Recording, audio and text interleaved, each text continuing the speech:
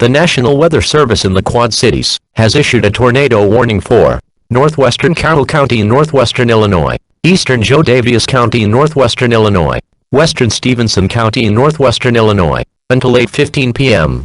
At 7:45 p.m., National Weather Service Doppler radar and storm spotters were tracking a large and destructive tornado near Shannon, or 12 miles southeast of Pearl City, moving northwest at 40 miles per hour. Hazard: deadly tornado and baseball-size hail. Source: weather spotters confirm tornado. Impact: you are in a life-threatening situation. Flying debris will be deadly to those caught without shelter. Mobile homes will be destroyed. Considerable damage to homes, businesses and vehicles is likely, and complete destruction is possible.